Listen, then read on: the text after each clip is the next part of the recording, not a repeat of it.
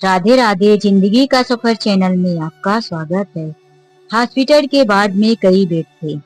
कई मरीज बेड पर पड़े थे। कोई तो सो रहा था, कोई करवटें बदल रहा था, कोई दर्द से कराह रहा था। किसी के सिर पर पट्टी बंधी थी तो किसी के हाथ, किसी पैर में। हर व्यक्ति का अपना अपना तकलीफ था। उसी वार्ड में एक कोने में सुभाष जी बेड पर पड़े, अभी तक बेहोशी की अवस्था में थे। उनकी पत्नी शकुंतला जी उन्हीं के पास रखी हुई एक टेबल पर बैठी, उनके हाथ को सहलाते हुए बार बार उनके चेहरे की तरफ देख रही थी। अपनी साड़ी के आंचल से अपनी आंसू पोंछती और अपने बीते हुए दिनों में खो जाती। क्या मेरे पति मुझे इस उम्र में अकेला छोड़कर चले जाएंगे? क्या आगे की जिंदगी मेरी अकेले कटेगी? मैं अपने पति के बिना यह जीवन कैसे व्यतीत करूंगी? कभी सुभाष जी का हाथ अपनी हथेली से सहलाती, कभी सिर के बालों को सहलाती, तो कभी अपनी आंखों के आंसू को पोंछती।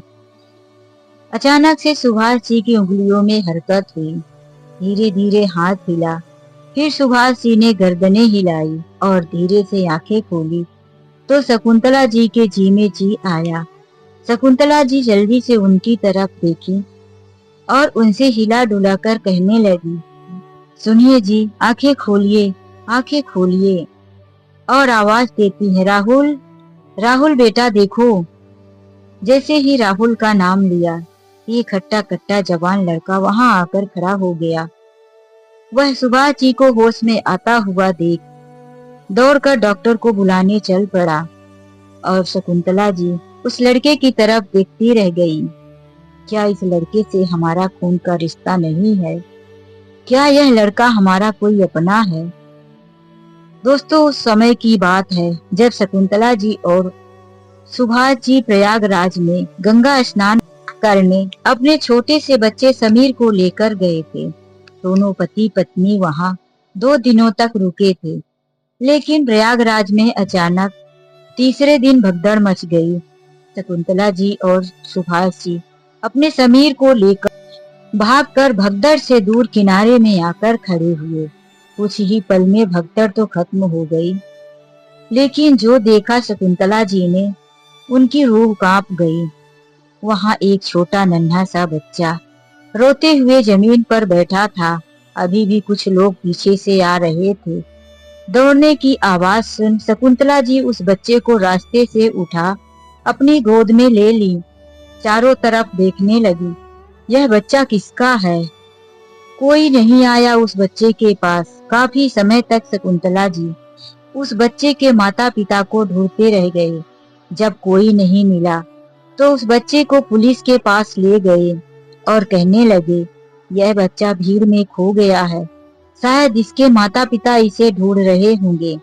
लेकिन पुलिस ने भी कहा, इस बच्चे को अभी आप संभालिए या किसी पुलिस स्टेशन में ले जाकर छोड़ दीजिए। अभी भगदड़ को काबू करना बहुत जरूरी है। हम अभी आपकी सहायता नहीं कर सकते। शकुंतला जी ने सोचा, इस बच्चे को मैं कहाँ किस पुलिस स्टेशन में छोड़ूं, कहीं किसी गलत व्यक्ति के हाथ ना लग जाए। उस बच्चे की मासूमियत शकुंतला जी के ममता को जगा दिया था। वह बच्चे को सीने से लगाए और अपने समीर की उंगली पकड़े हुए अपने पति सुभाष जी के पीछे पीछे पुलिस स्टेशन की तरफ चल दी। फिर उन्होंने सुभाष जी से कहा, सुनिए जी, यदि पुलिस स्टेशन में बोलेंगे कि बच्चे को यही छोड़ दो तो मत छोड़ना। देखो कितना मासूम और डरा हुआ बच्चा है। हम इसी शहर में तो रहते हैं। पुलिस स्टेशन में अपना नाम और पता डलवा देना। जब बच्चे के माता पिता मिल जाएंगे तो हम इस बच्चे को दे देंगे। लेकिन यह बच्चा अभी किसी और के पास रहे, यह ठीक नहीं होगा। माता पिता से बिछड़ा हुआ है और जगह जगह अलग अलग इंसानों के हाथ में जाता रहा। बच्चा काफी परेशान हो जाएगा। सुभाष जी ने कहा, कैसी बेवकूफी वाली बात करती हो? पुलिस स्टेशन में यदि बच्चे को रखा जाएगा तो दे देना, अपने ऊपर मुसीबत नहीं पालना। शकुंतला जी चुप रह गई। सुभाष जी पुलिस स्टेशन में सारी घटना बताए। पुलिस स्टेशन में पुलिस अधिकारियों ने कहा, बच्चे को आप लोग यहाँ रख सकते हैं, लेकिन बीच में शकुंतला जी ने कहा, इंस्पेक्टर साहब, यदि कोई गलत ना हो इस बच्चे को हम अपने साथ लेकर जाएं क्या? जब इसके माता पिता मिल जाएंगे तो यह बच्चा आप उन्हें दे दीजिएगा। पुलिस स्टेशन में रहेगा, यहाँ कितने लोग आते जाते हैं, एक जगह बैठा के रखना पड़ेगा, बच्चे का मन नहीं लगेगा। और मेरे पास रहा तो मेरे बेटे समीर के साथ खेलेगा, घर जैसा माहौल मिलेगा। इसीलिए मैं आपसे विनती करती हूँ कि जब तक इसके माता पिता नहीं मिल जाते तो बच्चे को मेरे पास रहने दीजिए। पुलिस इंस्पेक्टर साहब ने कहा, यह तो अच्छी बात है, आपका नाम, पता, मोबाइल नंबर सब कुछ नोट कर लेते हैं और इसके माता पिता की खोज करते हैं। जब मिल जाएंगे तो बच्चा आपके पास से हम ले लेंगे। शकुंतला जी के चेहरे पर एक सुकून था और सुभाष जी के चेहरे पर झुंझलाहट, क्रोध साफ नजर आ रहा था। पुलिस स्टेशन से बाहर निकलते ही सुभाष जी ने कहा, यह तुमने क्या किया शकुंतला? क्यों सर पर बला पाल रही हो? किसी और का बच्चा है, कल कुछ हो गया तो मुसीबत अपने गले पड़ेगी। शकुंतला जी ने कहा, भगवान पर भरोसा रखो, कुछ नहीं होगा, आखिर मासूम बच्चा ही है, इसे बला क्यों कहते हो? सुभाष जी ज्यादा बोल ना पाए और शकुंतला जी बच्चे को छोड़ ना पाई। जब शकुंतला जी बच्चे को घर पर ले आई तो और भी बातों का सामना करना पड़ा। उनके सास ससुर भी उस बच्चे को देख, उसके बारे में सब कुछ सुनकर शकुंतला जी को ही चार बातें सुनाने लगे। बहू, यह तुमने क्या किया? अपनी औलाद ही काफी है, इस महंगाई में बच्चों को पढ़ाना लिखाना, उनकी देख रेख करना, ऊपर से तुम रास्ते से एक बच्चा उठाकर लाई। अच्छा भला पुलिस स्टेशन में गए थे, वहीं बच्चे को छोड़ देते, चाहे उसके माता पिता को ढूंढते या कुछ करते, यह उन लोगों का काम था। तुम अपने सर मुसीबत लेकर क्यों आए? सुभाष जी भी अपने माता पिता की हाँ में हाँ मिलाते रहे, लेकिन शकुंतला जी अपना मन बना ली थी कि मैं बच्चे को पुलिस स्टेशन नहीं छोड़ूंगी। वह अपने सास ससुर के सामने ज्यादा न बोल पाई, फिर भी उन्होंने कहा, माँ जी, जल्दी ही पुलिस वाले इस बच्चे के माता पिता को ढूंढकर इसे ले जाएंगे। कुछ दिनों की बात है, मासूम बच्चा पड़ा रहेगा। शकुंतला जी यह कहकर तो सबको तसल्ली दे दी, लेकिन उनका मन कह रहा था, इतने भीड़ में खोया हुआ बच्चा, न जाने इसके माता पिता कहाँ हैं। वहां पर कितने लोगों की मौत हो चुकी थी, कितने लोगों के अपने बिछड़ चुके थे, बड़ी दर्दनाक घटना हुई थी। शकुंतला जी उस बच्चे को अपने बेटे की तरह लाड प्यार देती, लेकिन घर में आए दिन उनके सास ससुर सुभाष जी बच्चे को डांट दिया करते थे। वह लोग बच्चे को सोने के लिए किसी भी बिस्तर तक में नहीं चढ़ने देते। खाना खाते समय यदि बच्चा आ जाता, उसे डांट डपट कर दूर बैठा देते, उसे अलग से थाली देकर खाना दे देते। सास ससुर और सुभाष जी बच्चे के साथ बहुत बड़ा भेदभाव करते, कभी समीर के खिलौने के साथ नहीं खेलने दिए। यही सब शकुंतला जी के दिल को बहुत बुरा लगता। जब कोई ना देखता तो वह उस बच्चे को गले से लगाकर खूब रोती उसकी किस्मत पर। उन्हें यही लगता कि यदि आज मेरा समीर कहीं खो जाता, उसके साथ ऐसा होता तो क्या होता, मेरा बच्चा, मेरे दिल में क्या गुजरती। काश भगवान इसके माता पिता को जल्दी मिलवा दे, लेकिन भगवान को तो कुछ और ही मंजूर था। देखते ही देखते महीना गुजर गया, 2 महीना, 3 महीना। Subhash ji police station phone लगाते, चक्कर काटते रह गए कि उस बच्चे का कुछ अता पता चला, लेकिन कोई खबर नहीं। अब काफी समय गुजर गया तो बच्चे का नाम रखा गया राहुल। अब राहुल उस घर में सदस्य की तरह रहने लगा, लेकिन सिर्फ घर में रहता था। किसी ने उसे अपने दिल में जगह नहीं दी थी, सिर्फ शकुंतला जी के अलावा। घर में सब लोग उसे अपना अपना काम कहते, सबके काम को वह बिना मना किए करता, बात बात पर उसे डांट भी देते। डांट सुनकर भी बच्चा जवाब नहीं देता था।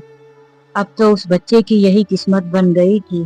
धीरे धीरे महीने साल में बीतते गए और बच्चा भी बड़ा होता गया। शकुंतला जी ने बच्चे की पढ़ाई लिखाई की बात की तो उनकी सास ने साफ मना कर दिया कि तुम सड़क से उठाकर लाई हो और इसे पढ़ाई लिखाई का खर्च करोगी। घर में रह रहा है, बैठे बैठे 4 टाइम का खा रहा, कपड़े देना पड़ रहा है, बीमारी दुखी में पैसे लग रहे हैं। यह खर्च कम है जो तुम स्कूल का भी खर्च बढ़ाना चाहती हो। शकुंतला जी की ज्यादा घर में नहीं चलती थी, उनकी मन की बात मन में ही रह गई। सास ने उनकी बात सुनते ही करारा जवाब दे दिया था। अब धीरे धीरे राहुल बड़ा होता गया, किशोरावस्था में पहुंच चुका था। उसी तरह उसे घर के नौकरों की तरह काम करवाते रहे। अब उन्हें फ्री का एक नौकर जो मिल गया था, कभी दादी की सेवा, कभी दादाजी की, तो कभी सुभाष जी की। कभी कभी समीर भी उन्हें अपने काम करने को बोल देता। वह जैसा घर में देखता वैसा ही व्यवहार करता था। धीरे धीरे समय गुजरता गया। अब राहुल कुछ समझदार होने लगा तो एक दिन दादी ने कहा, इसे घर में बैठा कर क्यों खिलाते हो? तुम अपने साथ दुकान ले जाया करो सुभाष। दुकान में झाड़ू मारेगा, कपड़े उठाकर नीचे ऊपर करेगा, बहुत सारा काम रहता है जो यह दुकान में करे, यहाँ बैठे बैठे जब चाहे खाता रहता है। यह बात सुभाष जी को अच्छी लगी। सुभाष जी दूसरे दिन से ही राहुल को दुकान ले जाने लगे। दुकान में झाड़ू मारना, कपड़े रखना, गद्दी में फटके मारना, घड़ी करके सारे कपड़े गीला करके इधर उधर दीवार दरवाजे कपड़े से पोंछना, जितना भी एक नौकर का काम होता था वह सब कुछ राहुल करता रहा और सुभाष जी उसे ऑर्डर देते रहे। वह सुभाष जी को कभी शिकायत का मौका नहीं दिया। जितनी बार उसे आवाज देते वह एक पैरों पर खड़ा ही रहता ऑर्डर का पालन करने के लिए। धीरे धीरे वह ग्राहकों को कपड़ा दिखाना, बचे हुए खुले कपड़ों को मोड़कर अलमारी में सजाना, यहाँ तक कि अब वह ऑर्डर लेने और ऑर्डर देने का भी काम करने लगा था। धीरे धीरे दुकान के वह सारे काम संभालने लगा। अब राहुल काफी समझदार और बड़ा भी हो चुका। समीर की भी पढ़ाई खत्म हो चुकी थी, उसकी दिल्ली में नौकरी लग गई। समीर की शादी भी उसकी मनपसंद की लड़की से करवा दिया गया। समीर अपनी पत्नी को लेकर दिल्ली शहर में रहने चला गया। समय के साथ साथ सुभाष जी के माता पिता भी इस दुनिया को छोड़कर चले गए। अब उस घर में सुभाष जी, शकुंतला जी और राहुल 3 लोग रह गए थे। शकुंतला जी भी अब काफी कमजोर और बीमार सी रहने लगी थी। सुभाष जी के भी बालों में सफेदी आ गई। बुढ़ापा उनके जीवन में दस्तक दे चुकी थी। अब उनके साथ राहुल उनका सहारा बन गया था। राहुल सुबह जल्दी जाकर दुकान खोलता, दुकान की साफ सफाई, दुकान में कितना सामान घटा है, किस चीज की दुकान में जरूरत है, कहाँ कितना उधारी है, कहाँ से कितने पैसे की लेन देन करना है, यह सारी चीजें राहुल अच्छी तरह से समझ चुका था। अब वही सब कुछ संभालता था। सुभाष जी बस गद्दी पर बैठे रहते थे। अब कभी कभी व्यापारियों के संग मीटिंग में भी सुभाष जी राहुल को ही भेज दिया करते थे। सुभाष जी के मन में अब राहुल के प्रति विश्वास तो बहुत हो चुका था, लेकिन उनके दिल में अभी भी उसे बेटे की जगह नहीं मिली थी। राहुल को कुछ जरूरत भी नहीं था कि उसे अपने बेटे की जगह दें या उसे उस घर में सम्मान दें। राहुल तो बस उनके ऑर्डर का पालन करता रहा। समय गुजरता रहा। राहुल घर और दुकान बराबर संभालता। सुभाष जी और शकुंतला जी का खूब ध्यान रखता। समीर जब से दिल्ली गया था तो दिल्ली का ही रह गया। कुछ दिनों तक फोन पर बातें कर लिया करता था, लेकिन जैसे जैसे समय बीतता गया वह माता पिता को भूल सा गया था। माँ को जब याद आती तो वह खुद ही सामने से बात करती। कभी पत्नी कह देती कि अभी ड्यूटी पर गए हैं, तो कभी बात हो जाया करती थी। समीर को अपने माता पिता की कोई परवाह नहीं थी और इधर राहुल सुभाष जी और शकुंतला जी की सेवा में अपना जीवन कुर्बान कर देना चाहता था। एक दिन सुभाष जी और राहुल जब दुकान से लौटे थे, सब लोगों ने खाना खाया, लेकिन सुभाष जी खाने के टेबल पर ही सिर रखकर बेहोश हो गए। यह देखकर शकुंतला जी के होश उड़ गए और राहुल वहीं अपनी थाली छोड़ जल्दी से सुभाष जी को गोद में उठाया कार निकाली और उन्हें हॉस्पिटल लेकर पहुंच गया। जब डॉक्टर ने चेकअप किया तो बताया कि इन्हें हार्ट अटैक आया है। यह सुनकर तो शकुंतला जी के होश उड़ गए। सुभाष जी को रात भर होश नहीं आया और राहुल सारी रात अंदर बाहर कर कर गुजार दिया। शकुंतला जी को साहस देता रहा। शकुंतला जी ने तुरंत फोन लगाया बेटे समीर के पास। बेटा, तेरे पिताजी को हार्ट अटैक आया है। बेटा, तू जल्दी से आजा अपने गांव के लिए, हम सब बहुत परेशान हैं। समीर ने कहा, माँ, इतना जल्दी हमें छुट्टी कहाँ मिल सकती है, और फिर दिल्ली से कानपुर इतना पास भी नहीं कि हम जल्दी पहुंच जाए। हॉस्पिटल पहुंच गए हो ना? पापा को एडमिट कर दिया है ना माँ? पैसे की जरूरत होगी तो वह हम जल्दी ट्रांसफर कर देंगे। बस इतनी औपचारिकता भरी बातें कर समीर ने फोन कट कर दिया। वहीं शकुंतला जी अपने बेटे को कई बार फोन लगाई, लेकिन बेटा कई बार तो फोन उठाता ही नहीं, और जब भी उठाता तो यही कहता, आप लोग हॉस्पिटल में ही हो ना, तो चिंता मत करो, सब ठीक होगा, मैं अभी जाके पैसे ट्रांसफर करता हूँ। लेकिन अब शकुंतला जी हार चुकी थी फोन लगा लगा कर। जब दूसरे दिन सुबह होश आया तो शकुंतला जी को भी उनकी जान में जान आई। राहुल दिन रात एक कर दिया सुभाष जी की सेवा में। शकुंतला जी अब अपने बेटे समीर को फोन लगाना बंद कर दी। डॉक्टर ने कहा 2 दिनों तक इन्हें हॉस्पिटल में रखेंगे, उसके बाद छोड़ देंगे, अब सब कुछ ठीक है। सुभाष जी भी अब ठीक महसूस कर रहे थे। जब सुभाष जी 2 दिनों के बाद घर आए, उनका अब स्वभाव बदला हुआ था। राहुल उन्हें एक पल के लिए अकेला नहीं छोड़ता। हर वक्त उन्हें उठाकर कंधे का सहारा देकर उनका बाजू बन गया था। सुभाष जी राहुल की इतनी सेवा से अब बदल से गए थे। राहुल ने उनका दिल जीत लिया था। वहीं शकुंतला जी बताकर रोने लगी कि इन 2 दिनों में मैंने कम से कम 20 बार फोन किया होगा, लेकिन मेरा बेटा समीर तो यही कहता, हॉस्पिटल में हो, अब कुछ नहीं होगा, पैसे भेजता हूँ। लेकिन वह तो ना पैसे भेजा और ना खुद आया। अब कुछ दिन गुजर चुके थे और बार बार राहुल उन्हें हॉस्पिटल ले जाता, चेकअप करता और कहता, साहब जी अब आप अपना ध्यान रखिए, काम की चिंता मत कीजिए, मैं हूँ ना, सब कुछ संभाल लूंगा। सुभाष जी ने एक दिन अपनी पत्नी शकुंतला जी से कहा, सुनो, मैंने कुछ निर्णय किया है। शकुंतला जी गंभीरता से सुनने लगी। कैसा निर्णय? क्या निर्णय? सुभाष जी ने कहा, हमारे जो छोटे भाई की बेटी है, वह उसकी शादी के लिए कब से परेशान है। उन्होंने हमसे एक अच्छा लड़का पूछा था, तो मेरे राहुल से अच्छा लड़का तो कोई हो ही नहीं सकता। घर की बेटी घर में रहेगी तो इससे बड़ी क्या बात है। और हमारी जो यह प्रॉपर्टी है, वह सब कुछ मैं अपने राहुल के नाम कर रहा हूँ। यह सुनकर तो एक पल के लिए शकुंतला जी की आंखें फटी रह गई, मुंह खुला रह गया। और समीर का हक? सुभाष जी ने बड़ी गंभीरता से जवाब दिया, समीर का? किस बात का हक समीर को मिलेगा? समीर को मैंने पढ़ाया लिखाया, उसे अफसर बनाया, आज वह दिल्ली में बंगला खरीद लिया है, गाड़ी है, नौकर चाकर है, लेकिन उसको हमारी परवाह नहीं है। जब से दिल्ली गया, लौट कर कभी आया? कभी उसने सामने से फोन करके हाल पूछा? जब भी हम उससे बात करते हैं यही कहता है, आप लोग चिंता मत करें, हम आप लोगों को पैसा ट्रांसफर कर देंगे। मेरी इतनी बीमारी के बाद भी वह आज तक लौटकर नहीं आया और ना ही एक पैसे दिया। यही कहता रहा कि चिंता मत करो, मैं पैसे अभी ट्रांसफर कर देता हूँ, लेकिन उसने आज तक 1 रुपए पैसे नहीं भेजा। तो उससे आगे की क्या उम्मीद रखे?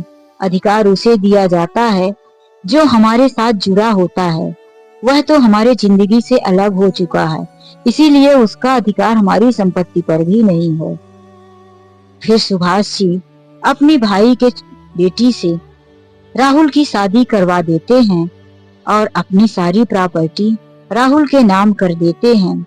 दुकान का मालिक भी राहुल को बना देते हैं।